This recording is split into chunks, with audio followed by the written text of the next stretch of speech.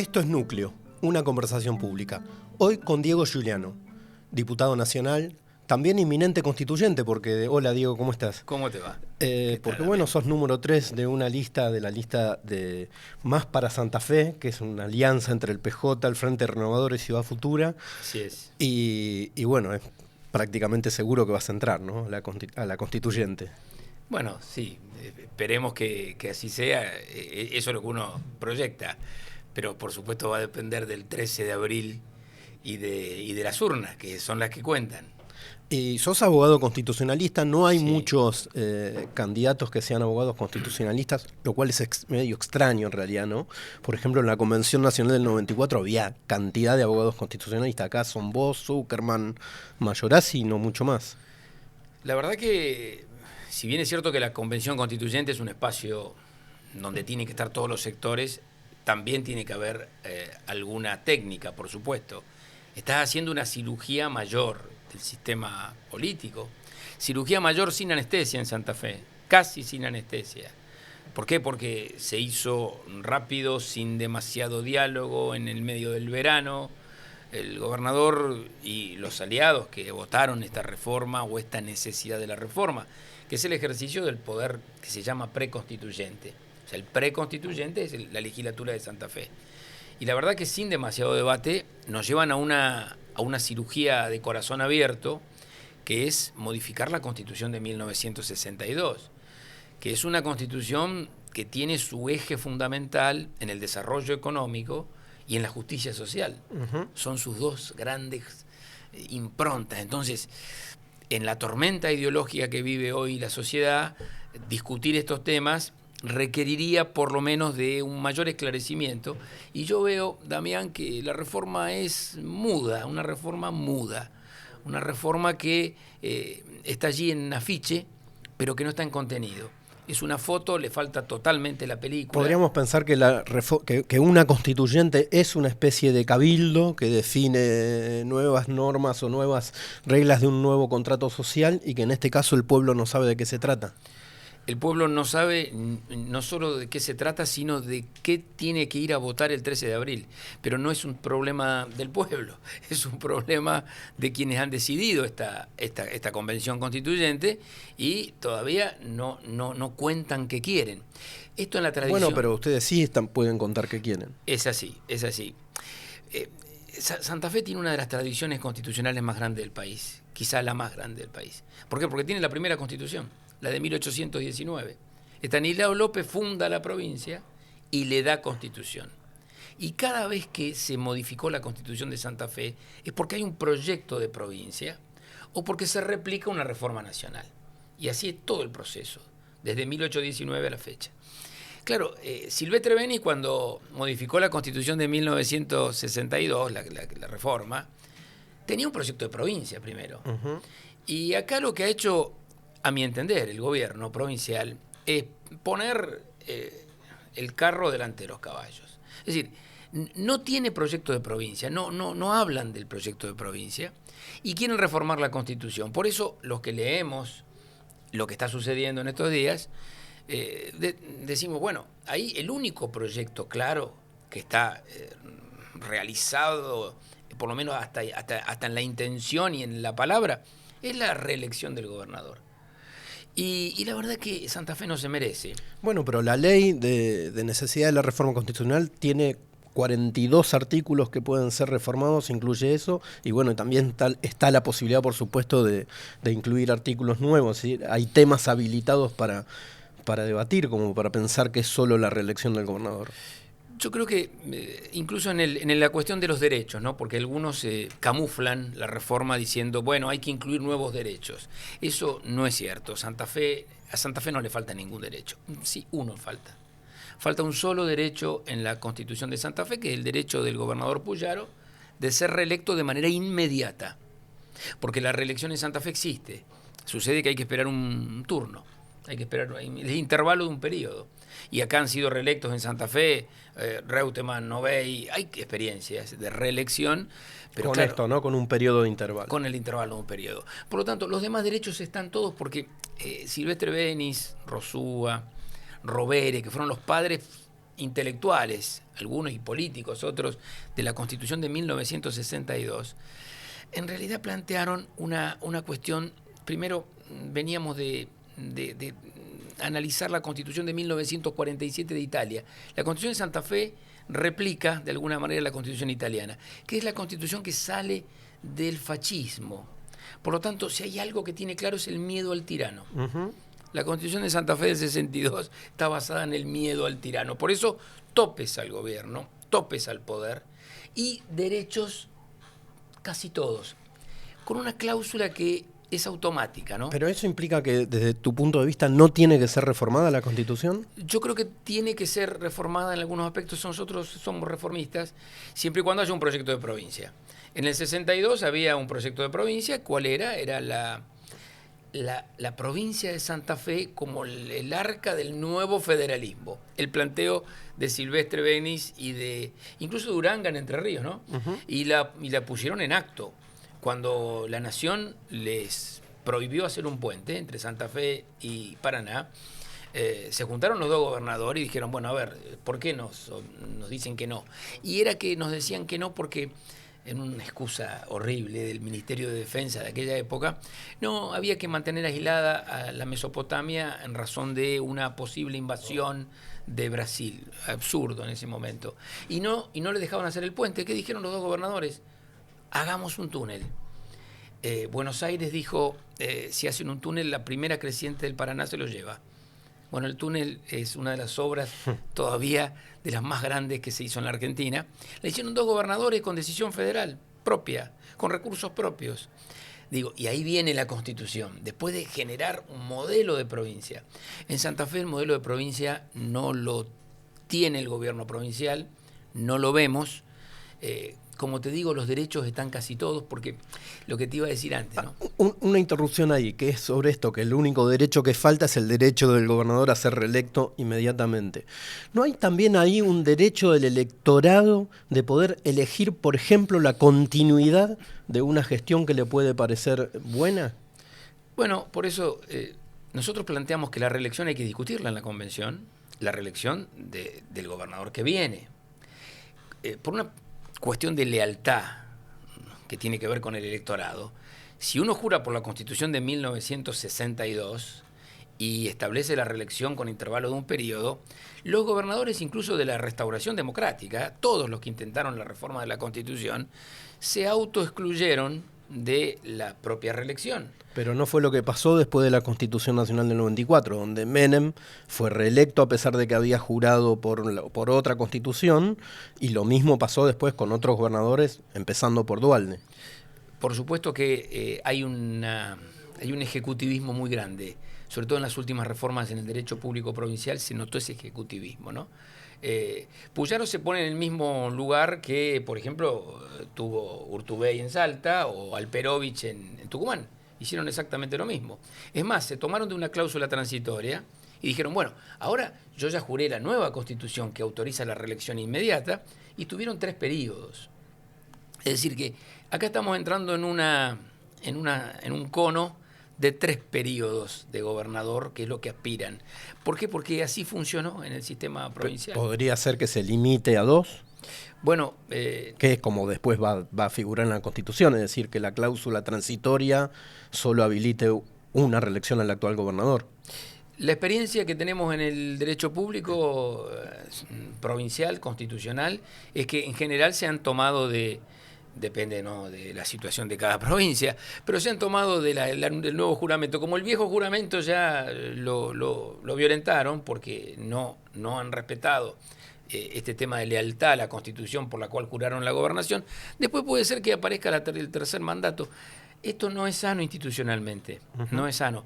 Y cuando te digo que los derechos están todos en la Constitución, Damián, es porque hay una cláusula de actualización automática de la Constitución, que es el artículo 6º, que dice que todos los derechos de la Constitución Nacional y de los principios que la inspiran, miren hasta dónde llegamos, hasta los principios que la inspiran, se incorporan automáticamente a la Constitución. Bueno, de hecho hay constitucionalistas que dicen que en las provincias no deberían tener Constitución, que alcanzaría con la Constitución Nacional. ¿Qué opina de usted?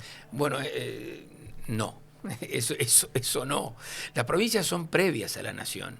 Y el constitucionalismo provincial es mucho más rico, anticipatorio, expansivo de derechos que la Constitución Nacional. Porque la Constitución Nacional maneja un piso de derechos y un piso de garantías. Los techos de protección lo ponen las provincias. Por ejemplo, a Neuquén le interesa la protección ambiental de los lagos. En Santa Fe eso no es igual. Hay provincias que son mineras y que no se plantean el tema de la minería fuerte. Hay otras que son más agroindustriales, como Santa Fe. Digo, hay fisonomías propias en el derecho constitucional, que es un derecho que, como digo, se anticipó a casi todo. La nación llegó siempre después y Santa Fe siempre estuvo antes. En Santa Fe, en 1921, tuvimos la primera constitución social después de México en el mundo. O sea, México, Alemania de Weimar, Estonia, Polonia, Santa Fe, en todo el mundo. Y fue una constitución social importantísima, que estableció ya los derechos de la mujer, que estableció la autonomía municipal. Me hace pensar, atento al tono de época, ¿qué riesgos encierra la Constitución, la reforma constitucional? Porque bueno, estás hablando de una Constitución de avanzada que tiene derechos que en su momento han sido de avanzadas y son derechos que hoy son cuestionados en el clima político actual que vive la nación. Sin duda que estamos en la tormenta ideológica de la época. La tormenta ideológica, ¿qué quiere decir? Y quiere decir que podemos llegar a una Constitución recesiva en materia de derechos. ¿Podemos ir para atrás de 1962? ¿Está ese riesgo? Está ese riesgo en la mesa claramente y por eso tenemos una reforma muda, por eso no se habla de la reforma constitucional, porque nadie quiere decir lo que quiere hacer, por eso solamente se detectan algunos puntos. Digo, quebrar la incorporación de los derechos sociales, que fue un avance mundial, quebrar lo que tiene que ver con el rol del Estado. Si el gobierno nacional plantea que el Estado es un ogro que hay que destruir desde adentro, si se plantea que las provincias tienen que vivir con lo nuestro, que sería a veces y en muchos casos morir con lo opuesto, si se plantea eso, obviamente que estamos... Si el gobernador consigue 35 convencionales constituyentes en esta elección del domingo, 13 de abril, se terminó el debate en la provincia. Va a haber una convención constituyente con 2 sesiones. Una donde se aprobará el reglamento y la otra donde se aprueba el proyecto. Ahora, claro, hay que evitar en una reforma constitucional, cirugía de corazón abierto, que ninguno tenga una mayoría absoluta para hacer lo que se le antoja. Porque esto no sucedió ni en la Constitución del 62, en donde el propio gobierno de aquel momento, Silvestre Benis y el MIT, estaban en el medio de una inestabilidad política increíble, ¿no? Cuando se jura la Constitución de Santa Fe en el 62, el presidente constitucional, que era en ese momento Frondizi, estaba preso Martín García. Y para jurar la Constitución, Silvestre Benis lo llamó Uranga, al gobernador de Entre Ríos le dijo, venite, porque vienen los tanques, apuremos esto. Y la verdad que salvaron una Constitución, salvaron los derechos sociales, salvaron la mirada. La Constitución de Santa Fe tiene algo interesante. Entiende que no todos partimos del mismo lugar en la vida. Y entonces genera esa oportunidad. Si se imponen las ideas libertarias, pseudo-libertarias o símil-libertarias, que son las ideas que está llevando adelante de alguna manera el gobierno de la provincia de Santa Fe y Puyaro, estaremos en una constitución recesiva ya entrando al siglo XXI con ideas del siglo XIX.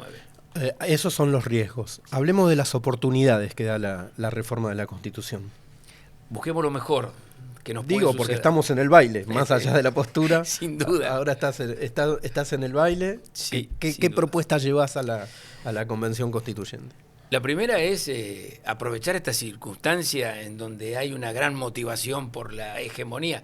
Santa Fe nunca fue un feudo. Nunca fue un feudo. Y luchó para no ser un feudo, porque ya hubo otro gobernador que sacó 1 millón de votos y no dijo, me quedo con todo.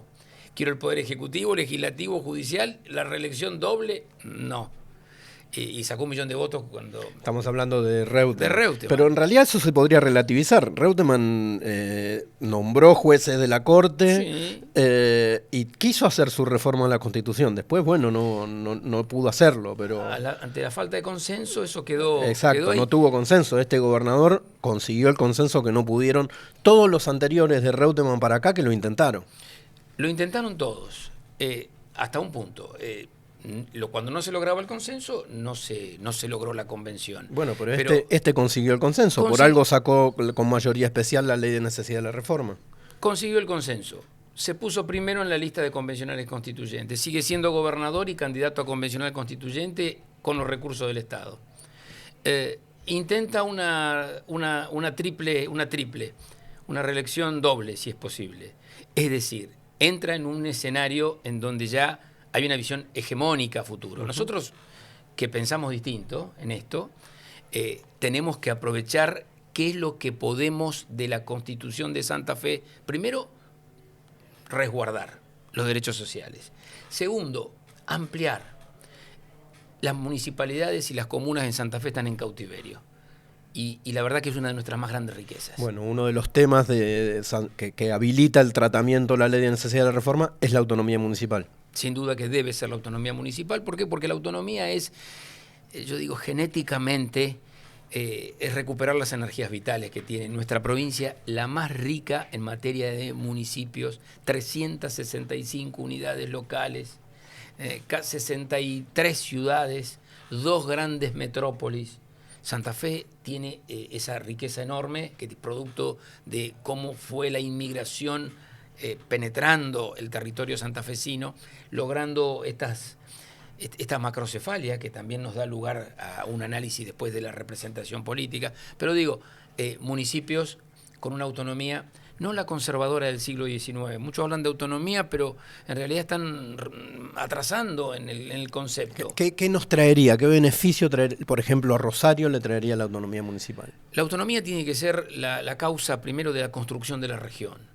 Hoy, si el intendente de Rosario invierte en Pérez o el de Pérez en Roldán, es malversación de fondos, es delito penal. Bueno, hay que lograr que tengamos la posibilidad de construir una región. Los problemas de Rosario son también los problemas de Roldán y los de Funes son problemas de Rosario. Es decir, tenemos que construir una región metropolitana para las pequeñas localidades o las localidades intermedias, la posibilidad del intermunicipalismo, autonomía para asociarse, para comprar juntos, para recaudar juntos, para optimizar servicios públicos, mejorar la cuestión ambiental, el tema de la basura. Eso requiere de un concepto autonómico moderno, nuevo, no la autonomía conservadora, clásica, que en realidad era mirarse el ombligo. Ni Rosario, ni Casilda se tienen que mirar el ombligo, ni una pequeña localidad.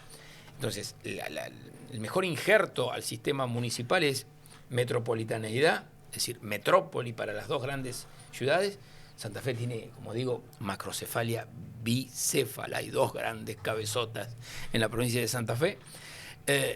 La solución es la cuestión de la metropolitaneidad, de la región metropolitana. La metrópoli se ensancha, se expande, independientemente de los límites políticos.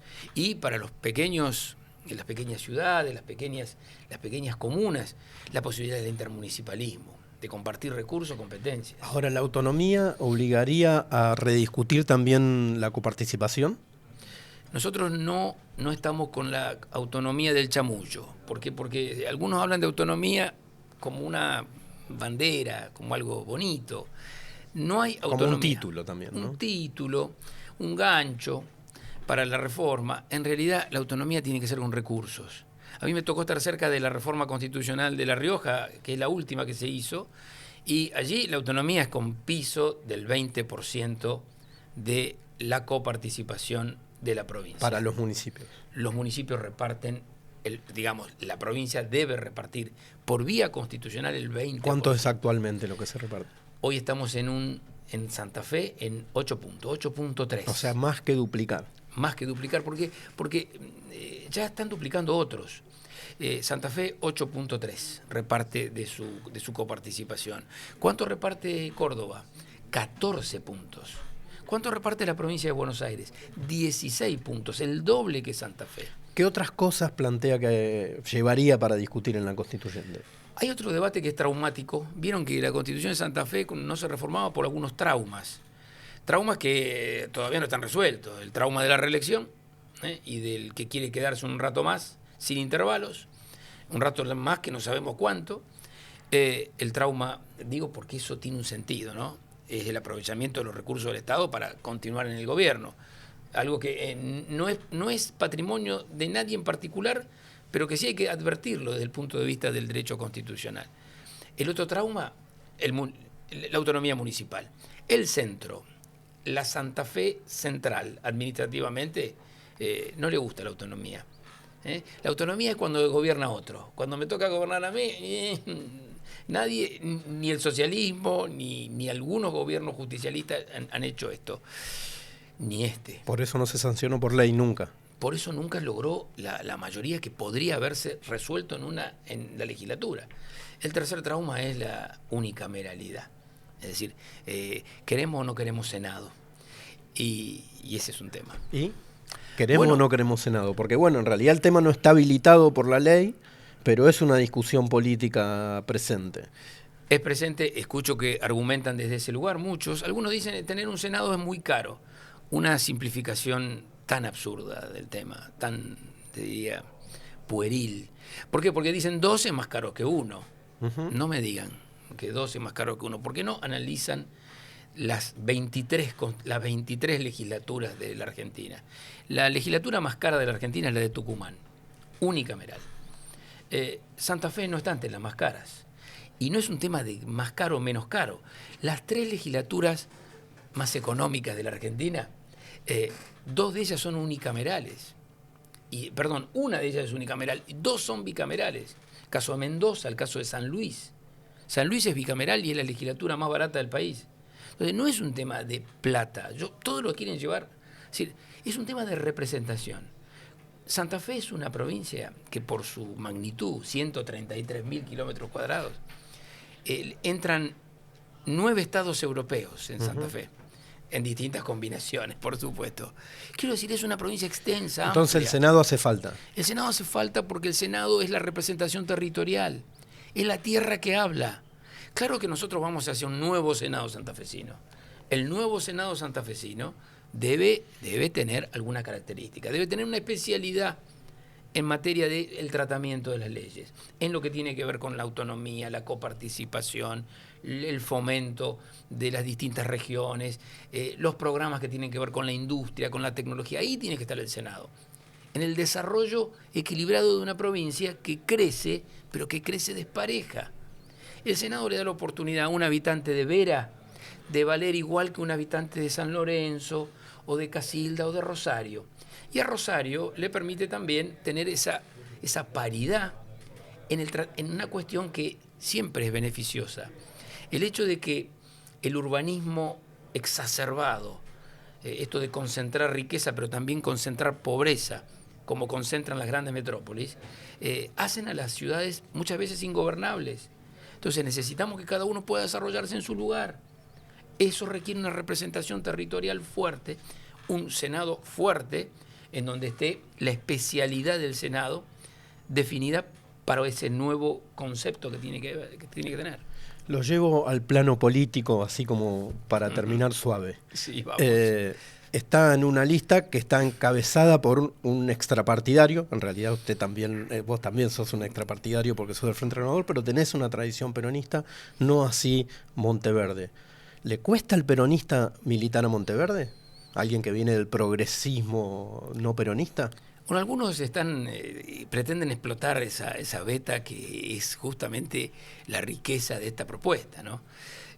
Juan Monteverde, en Rosario, lo conocemos todos. ¿Por qué? Porque es protagonista de un movimiento social que luego llegó al Consejo con mucha fortaleza. Luego, Juan Monteverde, en la última elección, participó de la interna del Partido Justicialista, y ganó la interna en la ciudad de Rosario, y luego tuvo a 7.000 votos de ser intendente de Rosario. Desaprovechar la experiencia de ese movimiento político absolutamente afín a las ideas del peronismo en toda su dimensión, resulta absurdo. Nosotros lo que hemos hecho es respetar eso. Sí, también es cierto, a mí me tocó como peronista y como en este caso me toca presidir el Frente Renovador Nacional, nosotros cedimos. Y creo que ese es el concepto que tenemos que hoy interpretar desde lo político. Hay que saber ceder frente a la circunstancia en la que estamos viviendo. A la gente le está yendo mal en serio. A nuestra gente, al que nos votó y al que no nos votó también. O sea, hay que salir del que te votó y el que no te votó. Hoy cada uno, la cuenta libertaria le llegó a la casa. Entonces, en el caso del Frente Renovador, y esto Sergio Massa lo plantea permanentemente, vamos a tener que ceder donde hay que ceder, nunca en lo que pensamos, en lo que soñamos para Santa Fe y para Rosario, pero en lo que respecta a los espacios. Entonces, Monteverde ganó la interna del Partido Justicialista y creo que con Alejandra Rodenas y en el caso mío y con los sectores del movimiento Evita y los sectores que hoy con Lucila de Ponti, con intendentes como Corsalini que incluyen la propuesta, diría, renovadora en el peronismo de Santa Fe, creo que es una muy buena oportunidad para refrescar, para mirar para adelante, para un proyecto de provincia. Pero al mismo tiempo que hablan de refrescar, también tienen acuerdos. Bueno, de hecho, un candidato departamental es Traferri y también hay otros ex senadores o senadores como candidatos de ustedes. Es decir, no representaría eso la renovación, sino todo lo contrario. Nosotros pensamos que esto es una integración de los sectores políticos que primero ganan en sus ámbitos de actuación. Los senadores de la provincia, pero no solo los senadores del peronismo. El senador que es el más amigo de Puyaro, el mentor de Puyaro, debe hacer, no sé si 20 o 20 y pico de años que está en el Senado. Está hablando de Michling.